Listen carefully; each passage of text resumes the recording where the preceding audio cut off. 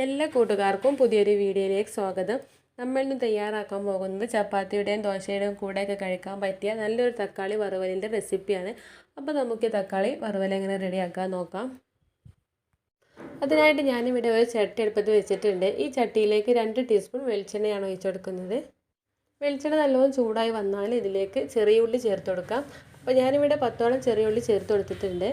ചെറിയ ഉള്ളിക്ക് പകരം മീഡിയം സൈസുള്ള സവാള ചെറുതാക്കി അരിഞ്ഞെടുത്തിട്ട് ചേർത്ത് കൊടുത്താലും മതി. പക്ഷേ ചെറിയ ഉള്ളി ചേർത്ത് കൊടുക്കണ അത്ര ടേസ്റ്റ് സവാളക്ക് ഉണ്ടാവില്ല. ഉള്ളി തന്നെ ചേർത്ത് കൊടുക്കാൻ ശ്രദ്ധിക്കുക. അപ്പോൾ ചെറുതായിട്ടൊന്ന് കളറ് മാറും വരെ വഴറ്റിയെടുക്കുക. ഇതിലേക്ക് ചേർത്ത് കൊടുക്കേണ്ട തക്കാളിയാണ്. അപ്പോൾ ഞാനിവിടെ മീഡിയം സൈസിലുള്ള 4 തക്കാളി ചെറുതാക്കി അരിഞ്ഞെടുത്തതാണ്. ഇതിലേക്ക് ചേർത്ത് കൊടുക്കാം.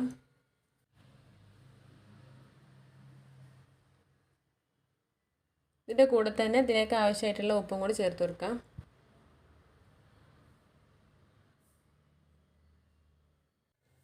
നന്നായിട്ടൊന്ന് മിക്സ് ചെയ്ത് കൊടുക്കാം.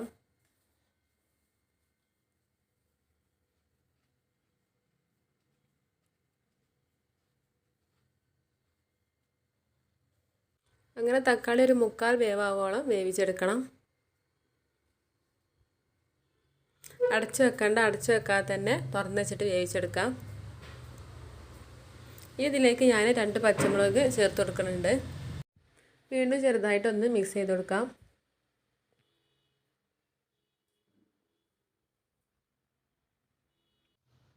ഇനി ഇതിലേക്ക് കുറച്ച് പൊടികൾ ചേർത്ത് കൊടുക്കണം. അപ്പോൾ അതിനായിട്ട് ഞാനിവിടെ 1/4 ടീസ്പൂണ് മഞ്ഞൾപ്പൊടിയാണ് ചേർത്ത് കൊടുത്തിട്ടുള്ളത്. പിന്നെ 1 ടീസ്പൂണ് മുളക് പൊടിയും കൂടി ചേർത്ത് കൊടുക്കാം. ഇതൊക്കെ ചേർത്ത് കൊടുത്ത് കഴിഞ്ഞാൽ ഇതിൻ്റെ ആ പച്ചമണമൊക്കെ ഒന്ന് മാറി കിട്ടോളം നമുക്ക് നന്നായിട്ട് മിക്സ് ചെയ്ത് കൊടുക്കണം. അപ്പോൾ ഏകദേശം ഞാനിവിടെ 1 മിനിറ്റ് ഇത് വേവിച്ചെടുത്തിട്ടുണ്ട്. ഇത് നമുക്ക് ഇതിലേക്ക് വറവിട്ട് കൊടുക്കണം. അപ്പോൾ അതിനായിട്ട് ഞാനിവിടെ ഒരു ചട്ടി അടുപ്പത്ത് വെച്ചിട്ടുണ്ട്. ഈ ചട്ടിയിലേക്ക് 2 ടീസ്പൂൺ വെളിച്ചെണ്ണ ഒഴിച്ചെടുക്കാം. ശേഷം ഇതിലേക്ക് 1 ടീസ്പൂൺ കടുകാണ് ഇട്ട് കൊടുക്കുന്നത്.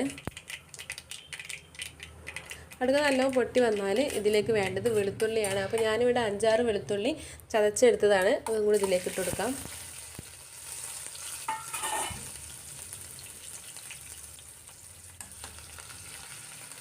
ഈ വെളുത്തുള്ളി ചെറുതായിട്ടൊന്ന് കളർ മാറി കിട്ടോളം വഴറ്റി കൊടുക്കാം.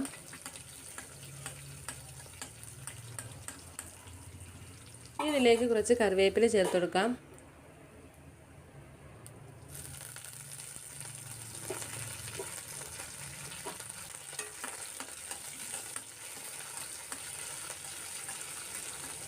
കറിവേപ്പിലയും ചേർത്ത് ഇത് വഴറ്റിയ ശേഷം നമ്മുടെ തക്കാളിയിലേക്ക് ഇത് ചേർത്ത് കൊടുക്കാം.